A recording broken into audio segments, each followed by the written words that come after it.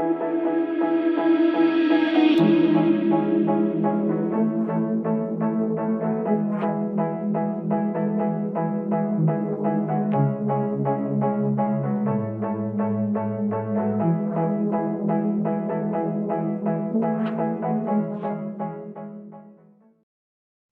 Yvonne. Hey, hi Evie, how are you? I'm fine. Happy New Year. Happy New Year to you too. First day of the new year. Here we are on LinkedIn Live, Yeah, but not live. not Just live. saying.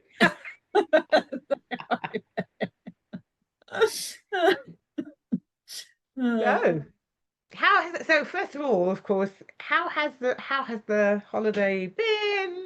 Are you rested? Are you ready for 2026? How are you Absolutely, feeling? Yeah. absolutely. Let's just, start strong. Yes. Not don't make too many New Year resolutions, None for me. or none at all, actually. And yeah, get on with the year. Absolutely. Yeah, I'm not a New Year's resolution person. I do love my intentions and I have very strong intentions and really starting them from day one. And yeah, looking forward to seeing how this year unfolds. But it's always an interesting time, isn't it? Because there is sometimes a pressure to have resolutions, set loads of goals, all of that kind of stuff. And I know that in our work, one of the things that tends to come up is, uh, whether this is the wording, but like kind of need to fix myself. So today we thought that that's what we look at, the kind of the fix yourself myths that arise. And they may not only arise around New Year, but this is certainly quite a strong entry point for them. And that first phrase is, I need to be better this year. Uh-huh. How's that landing? Well, my question is, what do you mean? It needs to be clarified. Yeah, absolutely. So usually that can be around how critical you're being of yourself based on the year that you've had. And whether that's in work, whether that's in a relationship, whether that's just in life in general, is that you're literally starting the year in a state of criticism rather than in a state of curiosity, like what has been, and I wonder what might unfold this year. Um, the minute you start talking about the need to be better this year means what you're saying is that you weren't good the year before, you weren't good enough the year before, or you were better the year before. And like you said, well, what does that even mean? What are Yeah, you what are you telling yourself when you say that? that's the thing. I think it is the narrative rather than anything else. And we all hopefully strive to progress, and there's nothing wrong with that. But when we are saying I need to be better, automatically in your mind you're telling yourself that you were not good enough last year or the Yeah. year before or the year before that. So now it's the time that you're going to be better. And I think that that creates like almost like um, a specific expectation rather than just progress. It's like this thing that we say, you don't need to compete with your old self. Just acknowledge what was, what is, and what the intention is for next year or for the day after at the end of the day. um so yeah. Yeah, so and I think it's about shifting away from that belief that improvement comes with pressure. Improvement comes with deciding that you want to do things a certain way, and the more aligned they are to who you are and how you want to show up, the better the experience.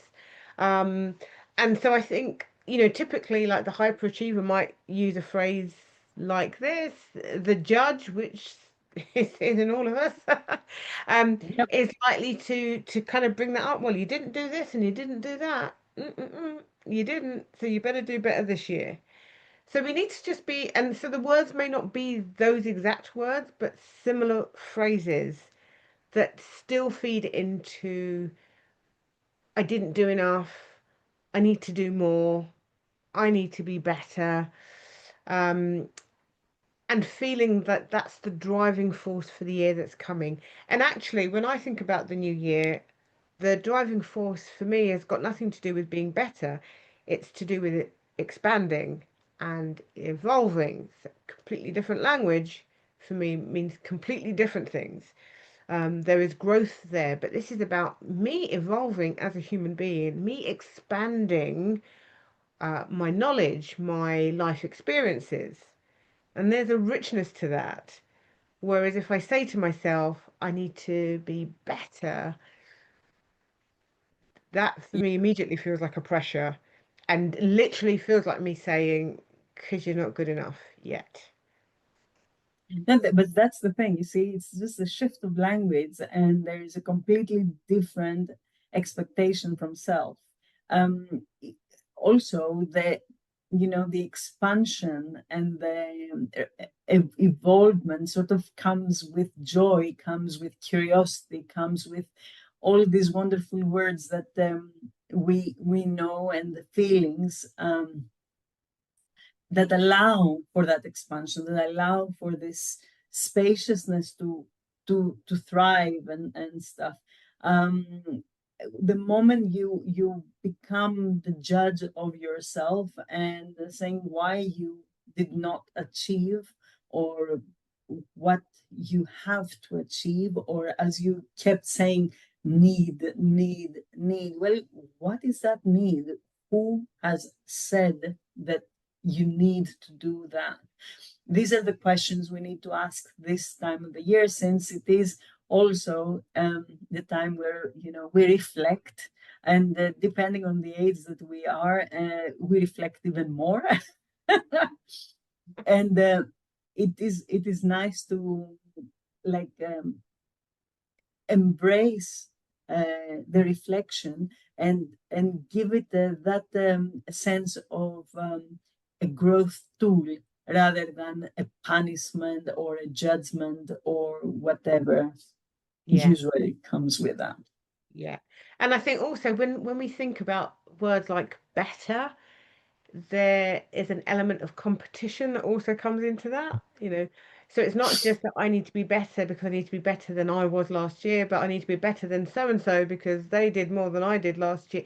Do you know? So it's again, like you were saying about language, how important language is, the words that we feed into ourselves, the dialogues that we have are critical because they change everything. They change our behavior, how we think, how we feel, all of those things. And it can be just one word that triggers us into a state of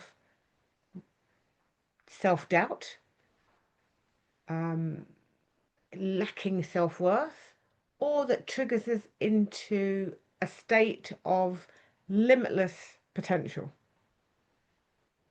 And the thing is that if we get triggered, like the moment you say, I need to get better this year, this is so general, and it's by itself chaotic, which means that you're almost set up, or setting yourself up to fail.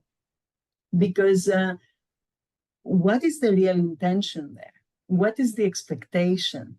How are you meeting it? How can you measure it?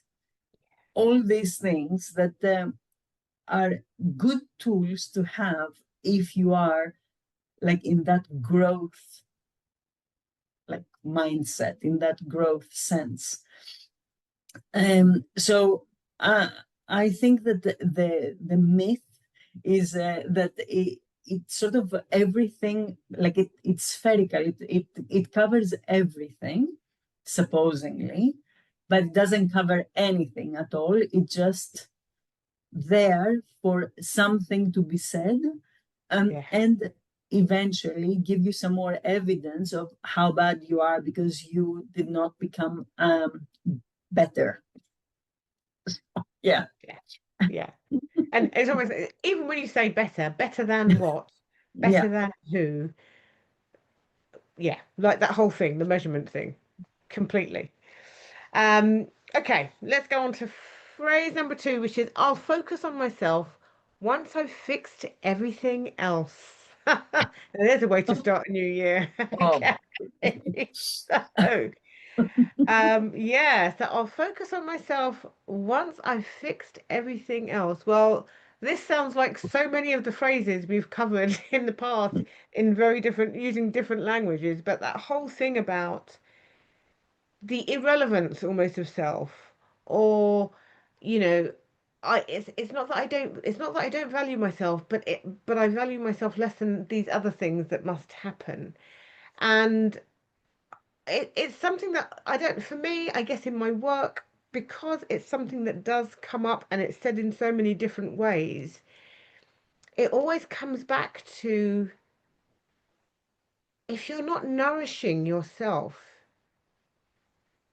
just how much are you going to be able to hold steady, hold fast, and serve all these other people and things that need to be served?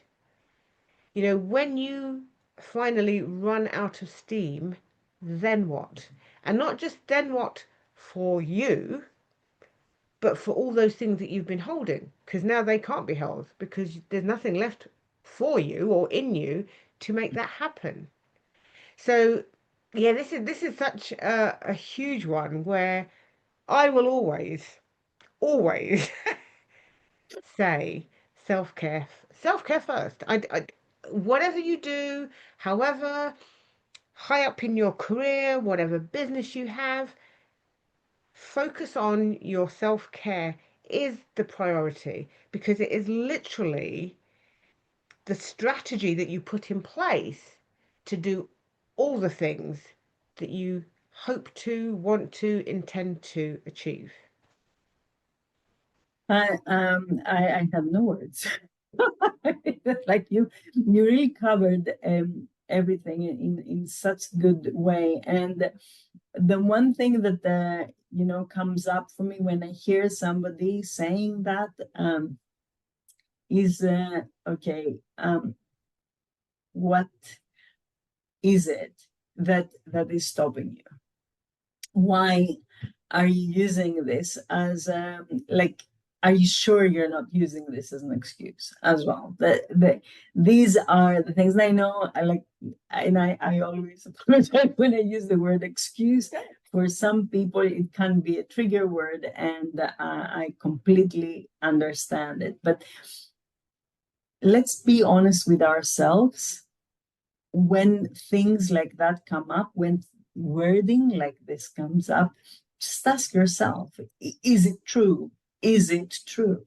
Or there is something that I am avoiding. And it is easier for me to just sit here and keep myself small rather than take responsibility, change my life, move on. And okay, I'm saying, using change my life like quite broadly, I suppose. It's, you don't have to change your life, but change the few things that are holding you where you're at and keeping you. Because nothing really, and that's from my own personal experience, I don't think anything really gets sorted fully. You need to keep on working on yourself, working with yourself, or bettering yourself, growing yourself while life happens. And that is, it can be messy, and it can be almost feeling that's unfinished. But it's okay. Growth is an ongoing process anyway. Yeah, absolutely. And for me, I guess I will always kind of tie this into the self-care realm, is that actually, if you're constantly putting yourself last, if you're going to take care of everything and everyone else before you give yourself attention, that's that's a modeling. That's you're modeling that for somebody. Who are you modeling that to? Yeah. As a mother, that's not something I would want to be role modeling to my child. Um, as a woman in business, that's not something I would want to be modeling for other women in business. It's because for me, that is just that's how we kind of keep on doing the same thing and keep on staying in that state of self-care is selfish, looking after yourself first is not the right thing to do. And as a woman, you are a nurturer first. Yes, be a nurturer first, but nurture you first. I have no issues with being the nurturer, but nurture you first. Because only from your full cup and your overflow can you deliver the very best of you. Can you deliver when you are half empty and empty? Yes, of course you can. But what is the result of doing that? That's the burnout. That's the high levels of stress. That's the potential of damaging your health long term in many different ways. And we have to just say, really, is that what we want to show up doing? Is that what we want to model out to others? Is that how we really want to live our lives? Because I'm all about like having a joy-centered life, and joy comes from nourishing yourself so that you can go and do and serve from a place of fullness, where you can go and do all the things that are written in your heart and soul from a place of full. I'm full, therefore I can. And I don't have to allow myself to get empty. I don't have to try and fix everything and completely deplete myself. I can stop, I can refuel, and I can go again. Absolutely. And the thing is that also, again, from somehow what in my own experience, like you can try and fix everything, but a lot of things can't be fixed, or they don't need you to be fixed. you know, very, very often we have this misconception that unless I fix it, nobody else will. But the truth is that if you don't fix it, somebody else will step up and fix it. Maybe by doing that, you're helping them grow, you're helping them take responsibility. And then it's a win-win scenario where you thought that it would be full loss because you wouldn't have done it, but you wouldn't also have done anything for yourself. So Yeah, absolutely. And again, that's it comes a little bit down to that language, doesn't it? Fixed. Like, is it broken? Is mm, everything broken? Is that what you're fixing? Because everything or everyone is broken. Is it a fix, or is it simply that you have a skill or something that you're going to apply to make that thing better? And it doesn't really matter whether fixed feels like the right word or something else does. Whatever it is that you want to deliver on in any area of your life, ensure yourself first, so that when you apply yourself to that thing, you're doing it, you're literally doing it from your most resourced self. And if you're doing it for the most resourced self, the results, the solutions are likely to be much more beneficial than if you do it from your half full, depleted, really tired, absolutely exhausted, highly stressed self.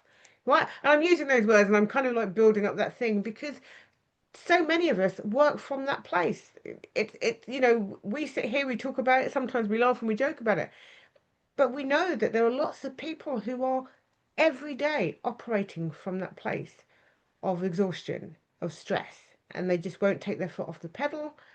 And their self-regulation is so unregulated now that it's just become their norm.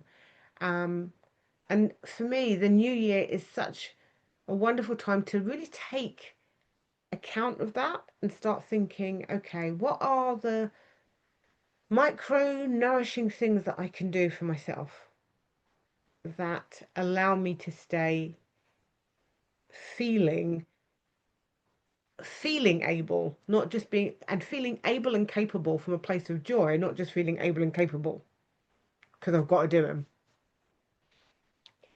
The thing is, and you mentioned it, a lot of people feel that this is the norm, that, being depleted, being in a stressful state is the norm.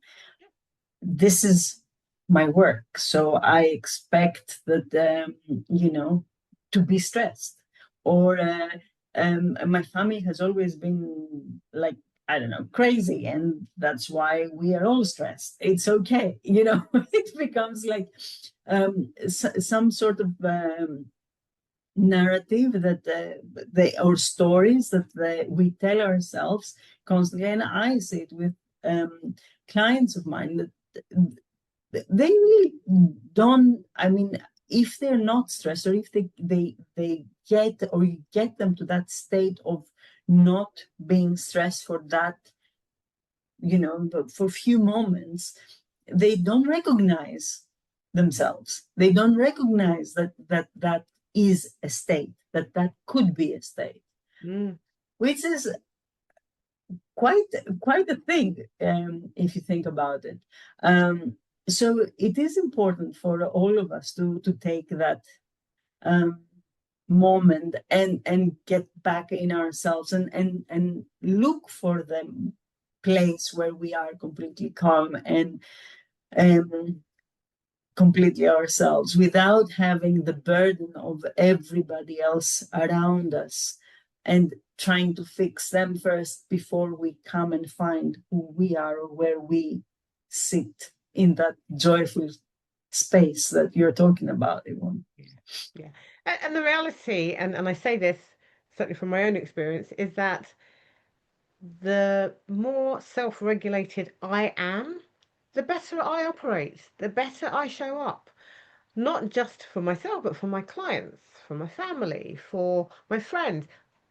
The difference is so, there's such a difference, you know, that I know that they feel it, even if they couldn't name it. They can feel it and they see it.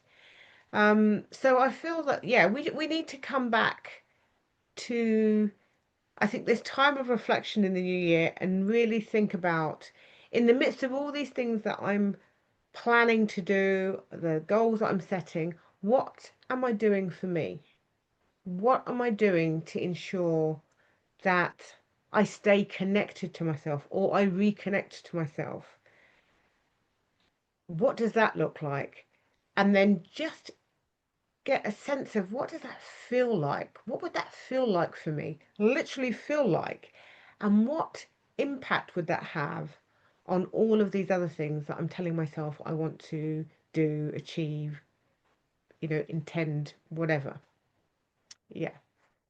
Yeah, I think that that's a beautiful intent, because if we do that from the beginning of the year, it's not really like a New Year's resolution. It's more like an intention to include our own growth in the plans that we have. And once you sort of plan it long term, it's more likely that you're going to stick with it, or that you're going to be kind enough to yourself to set goals that are realistic, and that they will serve you well throughout the year. So yeah, Yeah. 100% loving It's a that. thing. It's a thing. So, I have lots of intentions for the year. There are and big things, because I like to get uncomfortable. I love that.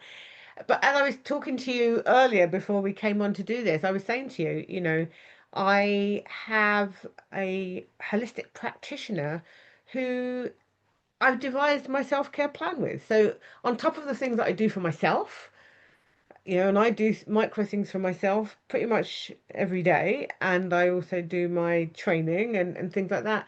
But she has now become part of my self-care plan. I have created a plan of these are the things that I want to do each month so that I am functioning physically, emotionally, mentally, spiritually, optimally, because that's what I want.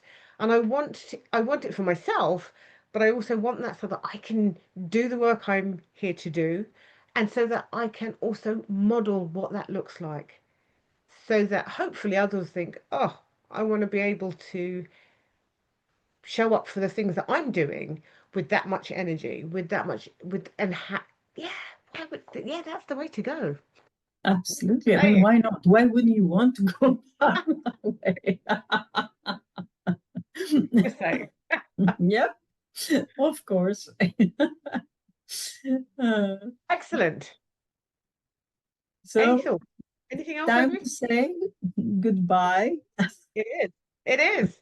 It is time to say goodbye. So for anyone who's tuned in, wishing you the very best for 2026, whatever it is that you're planning, hoping, intending for, let it be so. And in the midst of that, be sure to include yourself Yeah. and, include that self-nourishing. Happy New Year, everyone. Happy May New Year. this 2026 be full of joy, among Absolutely. other things. Absolutely. Thank you so much, Evie. Thank you, Yvonne. Thank you for spending this time with me again.